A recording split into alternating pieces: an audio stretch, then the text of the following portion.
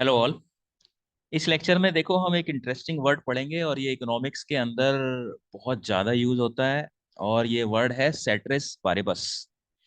और एक बार twelfth class में एक नंबर में आ गया था ये कि क्या होता है। और काफ़ी सारे स्टूडेंट्स कंफ्यूज हो गए थे।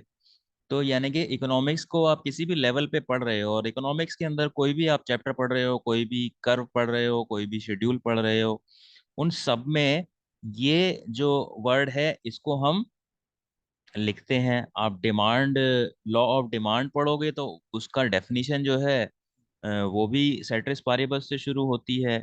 और सप्लाई की डेफिनेशन पढ़ोगे तो सप्लाई की डेफिनेशन भी सेट्रिस पारिबस से शुरू होती है। तो कोई भी कर्व पढ़ते हैं और किसी एक चीज का इम्पैक्ट हम दूसरे चीज पे स्टडी करते हैं, तो हम क्या करते हैं, इस वर्ड को पढ़ते हैं। इसका क्या मतलब है कि बाकी सारी चीजों को हम कांस्टेंट एज्यूम करते हैं। तो बाकी सारी चीजों को कांस्टेंट एज्यूम करना, इसी को सेट्रिस पारिबस बोला जाता है। अब ऐसा क्यों किया जाता है? मान लो प्राइस है, ठीक है, प्राइस है और डिमांड है, ठीक है। तो मान लो चॉकलेट का ही ले लो, अगर 10 रुपए का प्राइस है और आप कितनी चॉकलेट खरीदते हो, 5 चॉकलेट खरीदते हो, ठीक है। तो 10 रुपए से प्राइस कितना हो गया, 20 रुपए हो गया। तो जब प्राइस बढ़ता है तो हमें पता है कि डिमांड घटनी चाहिए, ठीक है। तो यानी कि जब हम प्राइस और डिमांड के रिलेशन को पढ़ते हैं तो बाकी सारी चीजों को हम कांस्टेंट मानते हैं। For example income, income of the consumer, ठीक है। इस ये भी तो एक फैक्टर है जो डिमांड को अफेक्ट करता है।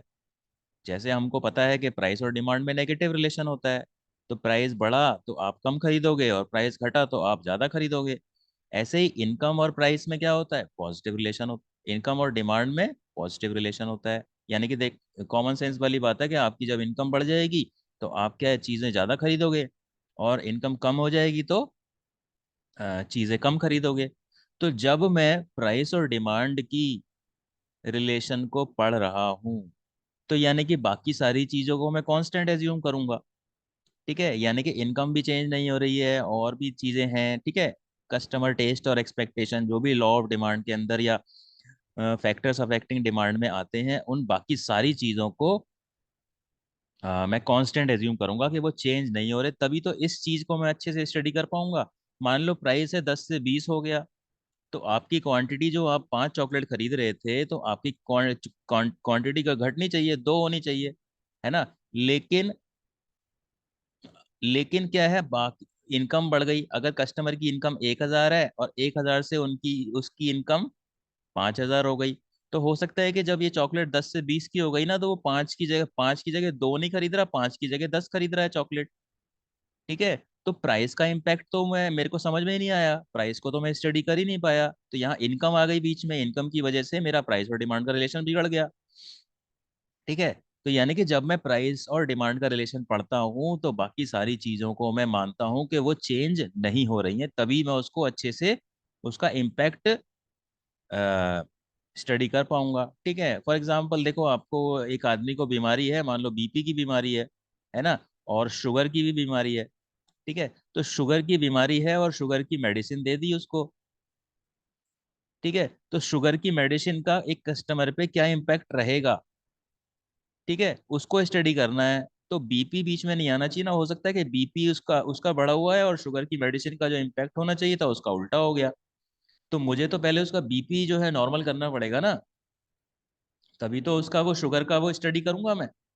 जैसे कोरोना की जो बीमारी आई थी, जब किसी को कोरोना हो गया और उसको बीपी भी है और उसको शुगर भी है, तो उस क्या, बीपी शुगर को कंट्रोल करते थे।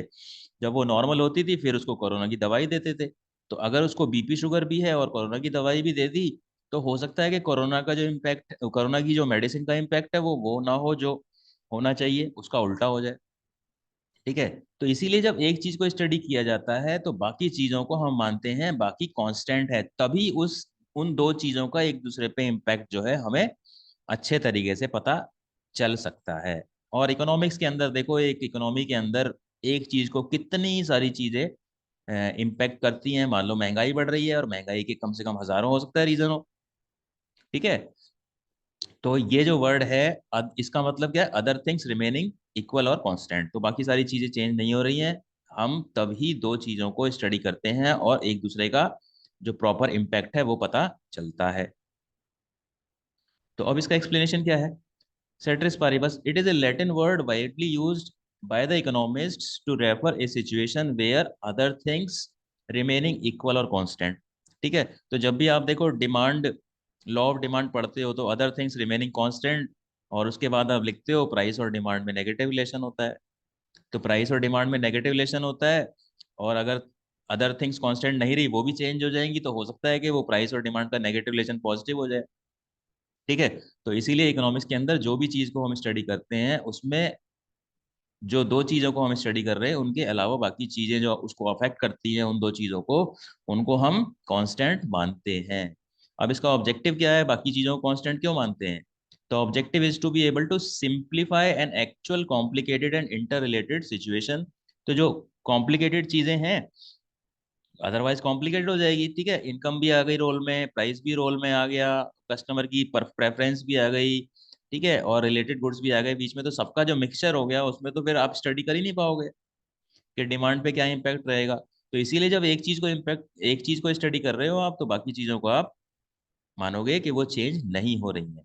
तो by assuming that a part apart from the single variable or circumstance everything else is unchanged, so in such a way economists can model one change at a time and analyze its impact on a macro or micro variable। तो इस तरीके से किसी भी चीज को आप अच्छे से स्टडी कर पाओगे, अपने कंक्लूजन निकाल पाओगे, अगर बाकी चीजों को आप कांस्टेंट मानोगे। ठीक है, तो ये था आपका सेट्रिस पारिबस का मीनिंग। और इकोनॉमिक्स के अंदर आप देखो कि जो भी डेफिनेशन आप पढ़ते हो उसकी शुरुआत या तो सेट्रिस पारिबस लिखा होगा या फिर अदर थिंग्स रिमेनिंग इक्वल और कांस्टेंट लिखा होगा। तो ये वर्ड तो एक इकोनॉमिक्स के स्टूडेंट्स को हमेशा पता रहना चाहिए। So that is it for this lecture, thank you.